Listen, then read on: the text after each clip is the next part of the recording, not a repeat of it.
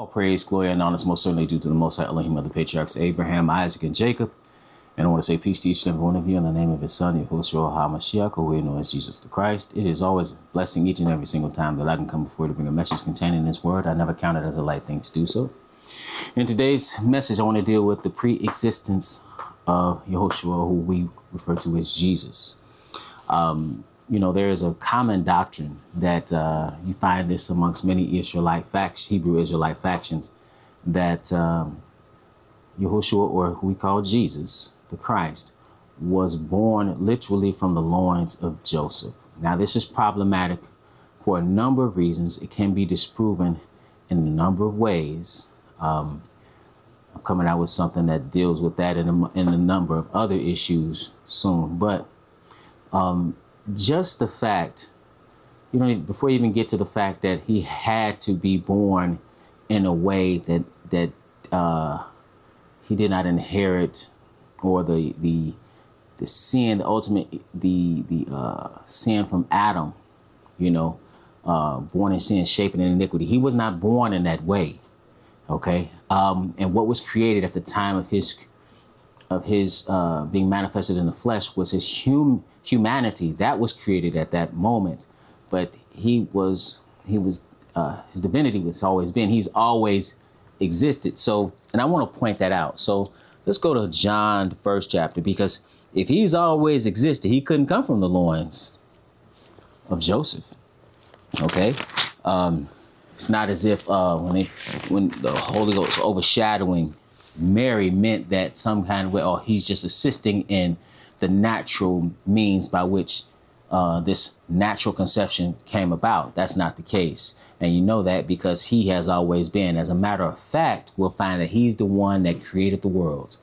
This is John, the first chapter, and verse 1. John 1 and verse 1, it reads as follows. In the beginning was the Word, and the Word was with God, and the Word was God. The same was in the beginning with God. All things were made by him, and without him was not anything made that was made. Okay, so first and foremost, in what we refer to as the Godhead, you have two. There is no Trinity, okay? In the Bible, you have two. You have the Father and you have the Son, okay? Here, the Son is referred to as the Word, okay? And it says something about the Word. It said that he made all things, and without him was not anything made that was made. So now let's see something else about the Word so we understand that this is referring to Christ. This is verse 14. It says, and the Word was made flesh and dwelt among us, and we beheld his glory, the glory as of the only begotten of the Father, full of grace and truth. So now we should understand that the Word was manifested in the flesh, Emmanuel. This is what Isaiah the prophet was referring to. He was referring to none other than Christ. We know that he came and was manifested in the flesh. Okay. So now, just to read that here, I'm in Isaiah the 7th chapter, in Isaiah 7 and verse 14. It says, therefore the Lord himself shall give you a sign.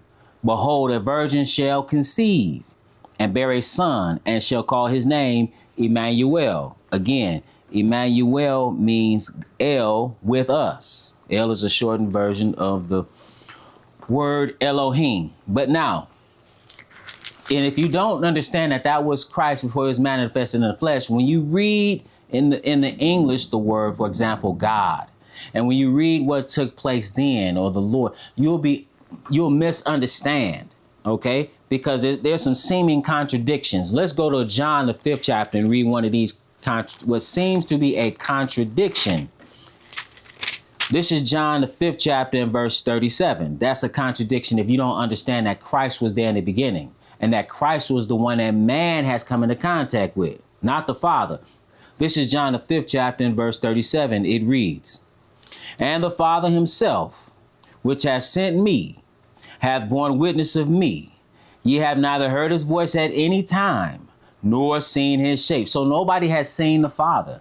So if nobody has seen the Father, who is this in Exodus, the 24th chapter?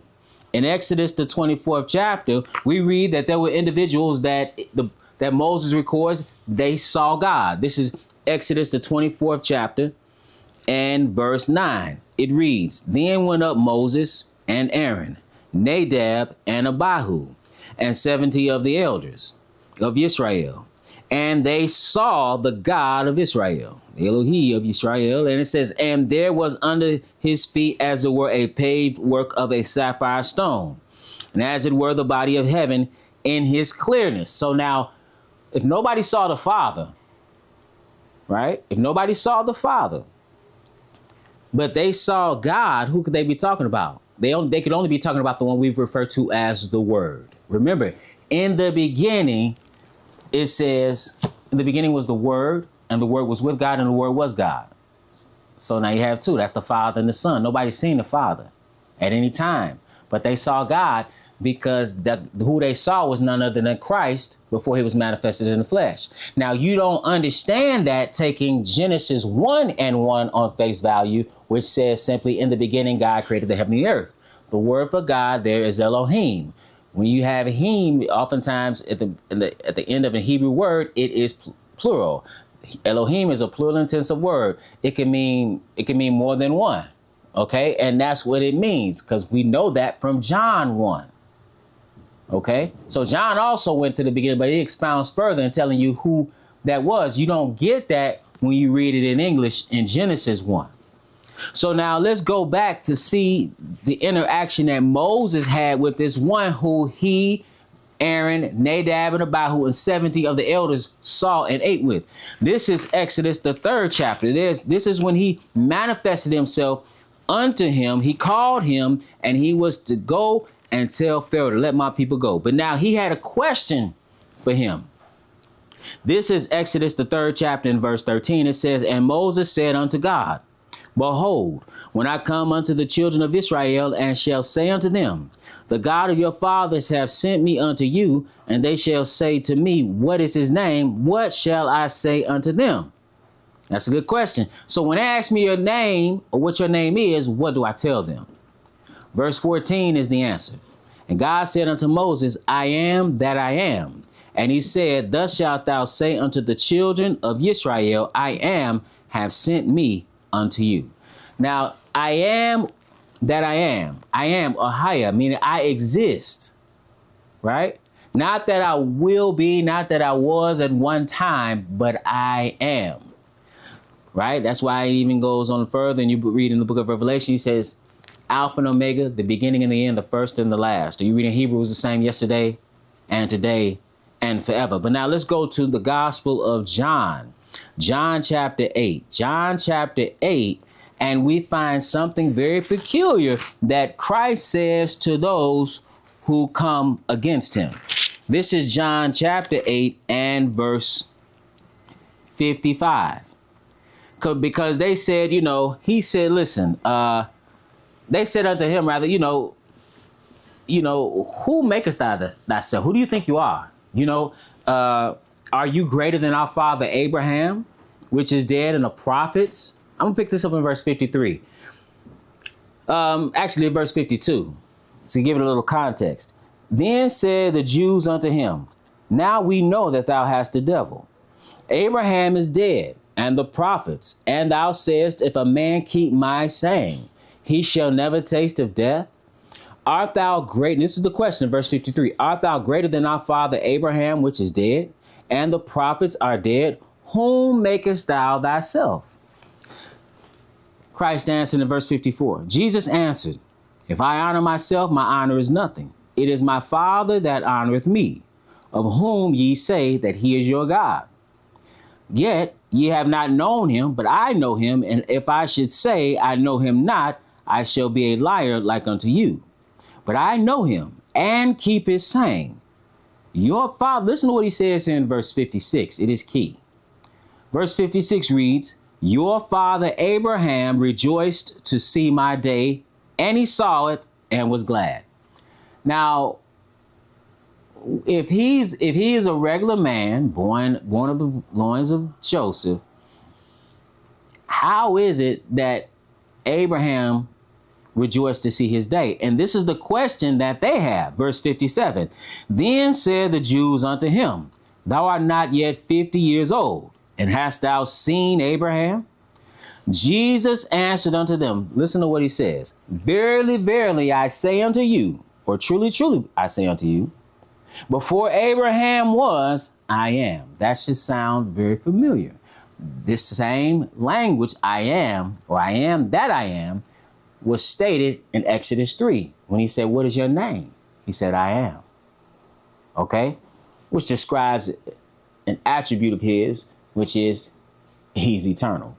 And so he says that was me that was dealing with Abraham. Not just Moses. Understand, Moses came after Abraham. He said, I was dealing with Abraham. So now, and they knew what he was saying, and you know what they knew what he was saying, that he existed prior because of what they did next. Verse 59, then took they up stones to cast at him, but Jesus hid himself and went out of the temple, going through the midst of them, and so passed by, because it simply was not his time. But he is the one that existed back then. Let's go to, and he's the one that Moses was dealing with. Just to verify this further, we can hold our finger in John and go read the writings of Paul. Okay, let's read in 1 Corinthians, the 10th chapter and verse 1, and see what he wrote to the letter at Corinth. In 1 Corinthians 10 and 1, it reads, moreover, brethren, I would not that ye should be ignorant, how that all our fathers were under the cloud, and all passed through the sea, and were all baptized unto Moses in the cloud and in the sea, and did all eat the same spiritual meat, and did all drink the same spiritual drink, for they drank of that spiritual rock that followed them. Listen up. It goes on to say, Paul does, he goes on to say, and that rock was Christ. That was Christ back then, right? That's why I said, I am that I am. Okay? Because that's who they were dealing with directly. That's who Moses, Aaron, Nadab, and Abihu, and 70 of the elders, that's who they saw. Okay? One more place, John the 17th chapter. Listen to what Christ says prior to giving up his life as a sacrifice for sin. This is John the 17th chapter, and we'll pick it up at verse 4. I'll pick it up at verse 1. It said, these words spake Jesus, and lifted up his eyes to heaven, and said, Father, the hour is come, glorify thy Son, that thy Son also may glorify thee, as thou hast given him power over all flesh, that he should give eternal life to as many as thou hast given him. Verse 3, and this is life eternal, that they might know thee, the only true God, and Jesus Christ, whom thou hast sent. Verse 4, I have glorified thee on the earth. Because I want to say this, because some might see, well, he's the only true God, so he wasn't God in the beginning, or Elohim in the beginning. That's not, well, at this moment of him saying this, he's in the flesh. And he came to show man just how to serve the Most High. So he said, I have, because you know he's not saying he wasn't God in the beginning, because of what he's going to say next. He said, I have glorified thee on the earth. I have finished the work which thou gavest me to do. Verse 5. And now, O Father, glorify thou me with thine own self, with the glory which I had with thee before the world was. And I'm going to read that again.